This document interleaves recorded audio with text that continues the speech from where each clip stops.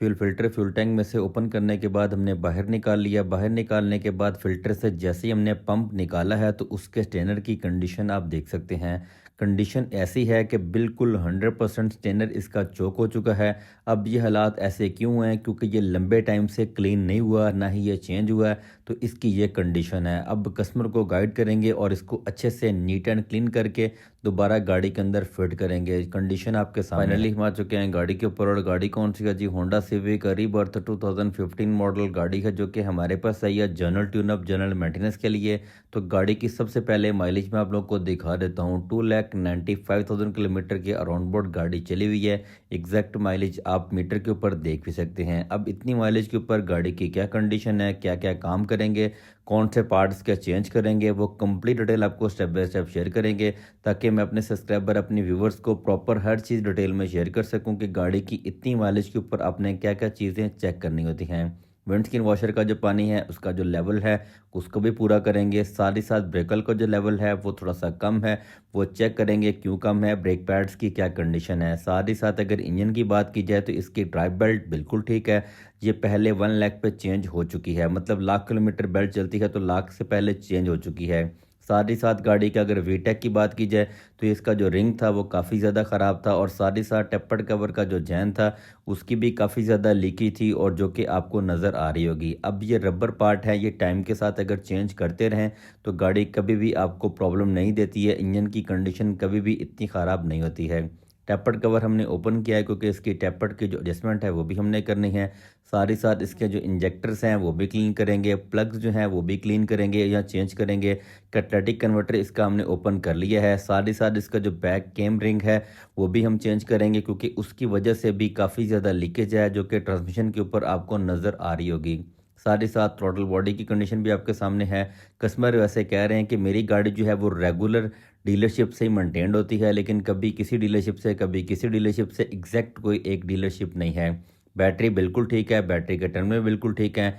गाड़ी के अंदर कूलेंट ही डला हुआ है, और जो रेडिएटर का कैप है ये आफ्टर मार्केट लगा हुआ है, ये होंडा का जेन्युइन कैप नहीं है। अब बाकी के अगर पार्ट मैं आपको दिखाऊं, जितने भी इसके कूलेंट के पाइप हैं, किसी में भी कोई कार्बन या कोई भी रस्ट वगैरह नहीं है, क्योंकि कूलेंट के साथ ऐसी प्रॉब्लम आपको कभी भी नहीं फेस करनी पड़ती। ऐसी प्रॉब्लम आपको तब फेस करनी पड़ती हैं जब आप गाड़ी के अंदर कूलेंट की जगह पानी इस्तेमाल करते हैं। साथ ही साथ अगर गाड़ी के एटी फॉयल की बात की जाए तो एटी फॉयल भी चेंज होने वाला है, लेकिन कस्टमर कह रहे हैं कि अभी चेंज नहीं करना। ऑक्सीजन सेंसर की कंडीशन आपके सामने है, ऑटो सेंसर इसका हमने ओपन कर लिया है। साथ ही साथ सबसे मेन चीज़ गाड़ी का थ्रॉटल बॉडी का जो पाइप है उसके हालात आपके सामने हैं।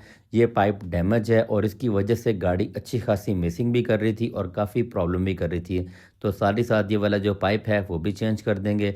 इसके जो एसी फ़िल्टर है उसकी भी कंडीशन आपके सामने है, इसको भी चेंज करेंगे, क्योंकि अभी एसी का मौसम आ रहा है तो एसी फ़िल्टर चेंज करना ज़रूरी है। अगर नहीं करेंगे तो फ्यूचर में गाड़ी कोई प्रॉब्लम दे सकती है।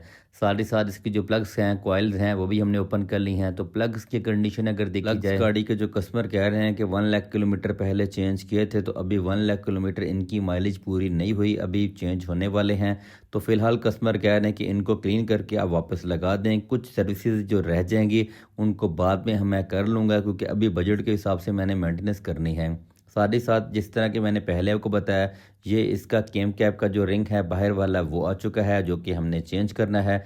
इसके साथ साथ इसका जो ट्यूब पाइप थी इसकी थ्रॉटल की, वो भी डैमेज थी, वो भी हमारे पास आ चुकी है। ये भी हम चेंज करेंगे, क्योंकि पहले वाला डैमेज हो चुका था। होंडा का जेन्युइन पार्ट हम इसके अंदर इंस्टॉल करेंगे। ये इसका वीटेक का जैन आ चुका है, जो कि हमने इसका रिंग चेंज किया है, और साथ ही साथ ये इसका टेपर्ड कवर का जो जैन है वो आ चुका है।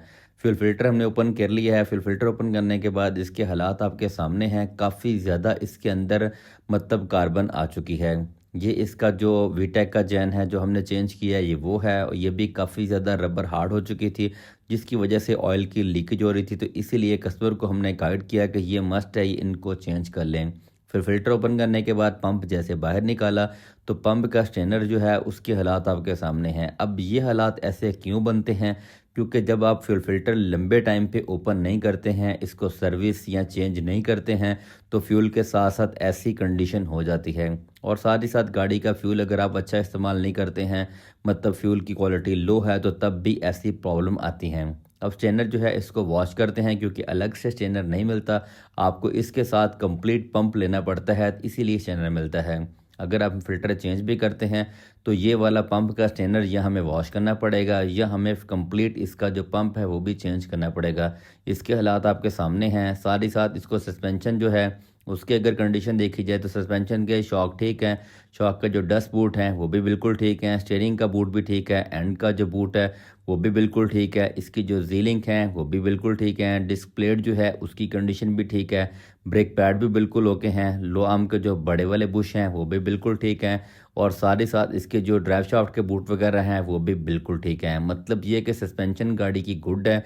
मतलब ये कि जो भी काम गाड़ी के हो रहे हैं वो टाइम टू टाइम कस्टमर बता रहे हैं कि मैं करवाता हूँ, कभी भी कोई काम में मैं रिस्क नहीं लेता हूँ। दूसरी साइड का अगर देखा जाए शॉक और डस्ट बूट बिल्कुल ठीक है, सीलिंग के बूट वगैरह भी इसके ठीक हैं, एंड के बूट, साथ स्टीयरिंग के बूट, ड्राइव शाफ्ट के बूट वगैरह, सीलिंग के बूट वगैरह बिल्कुल ठीक हैं। कोई भी पार्ट डैमेज या ख़राब नहीं है, लेकिन रबर पार्ट टाइम के साथ हल्के फुल्के से क्रैक होते हैं, जस्ट वो हैं।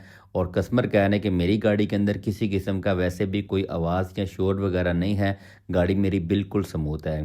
स्टीयरिंग असम्बली भी बिल्कुल ठीक है। इंजन के अंदर जो लीकेज है वो मैंने आप लोगों को अपर साइड से बता दी है, उसको अच्छे से क्लीन करके दोबारा से फिट कर देंगे ताकि किसी किस्म की बाद में कस्टमर को प्रॉब्लम फेस ना करनी पड़े।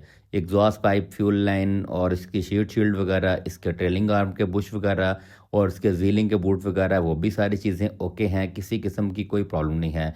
फ्रंट शॉक भी लीक नहीं थे, जो बैक वाले शॉक हैं वो भी बिल्कुल ओके हैं। ट्रेलिंग आर्म के जो बुश हैं छोटे वाले वो भी बिल्कुल ठीक हैं।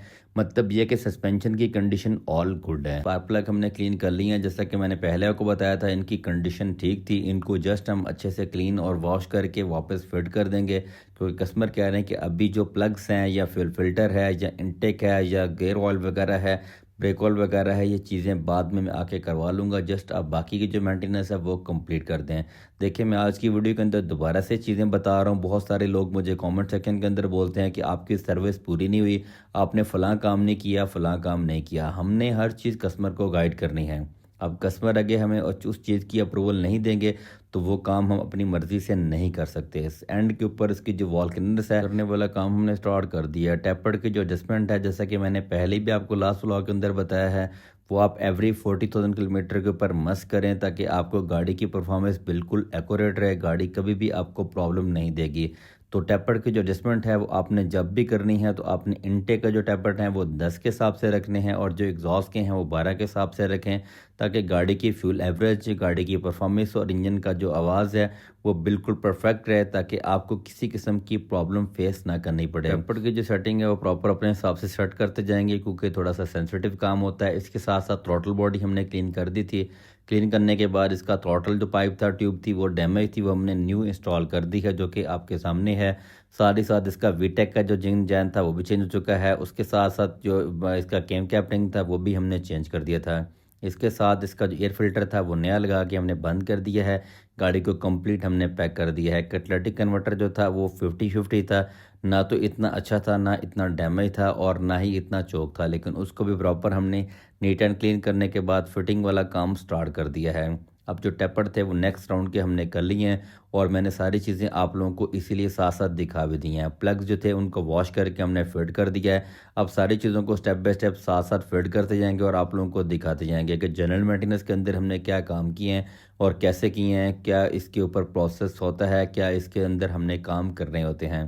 देखें, general tune up, general maintenance के अंदर हमने बहुत सारी चीज़ें ऐसी हैं जो कि चेक भी करनी होती हैं और कस्टमर को हम बता देते हैं। अगर कस्टमर उस चीज़ पे एग्री होते हैं, काम की हमें अप्रूवल देते हैं कि हाँ जी ये वाला फ़लाँ काम आप कर दें, तो हम वो काम कर देते हैं। फिर फ़िल्टर क्लीन होने के बाद जब हमने फ्रंट से पाइप इंजेक्टर से उतार के फ्यूल पम्प का प्रेशर चेक किया, तो ये आप देख सकते हैं, ये फ्यूल की कंडीशन थी जो कि लाइन से या पंप से फ़िल्टर से निकला है। जब क्लीन हुआ तो हमने वापस पाइप लगा दिया है। उसके बाद सारा काम कंप्लीट करने के बाद इंजन को एक दफ़ा हमने अच्छे से वॉश भी कर दिया है, क्योंकि इंजन की कंडीशन काफ़ी ख़राब थी, काफ़ी डस्ट और काफ़ी इसके ऊपर कार्बन वगैरह थी, जो कि हमने बिल्कुल नीट एंड क्लीन कर दी है। सारी मेंटेनेंस हमारी कंप्लीट डन हो चुकी है। अब इसके बाद कंप्यूटर लगाएंगे, सॉफ्टवेयर की लर्निंग और स्कैनिंग वाला काम कंप्लीट करेंगे, फिर गाड़ी की टेस्ट ड्राइव करके गाड़ी कस्टमर को डिलीवर कर देंगे।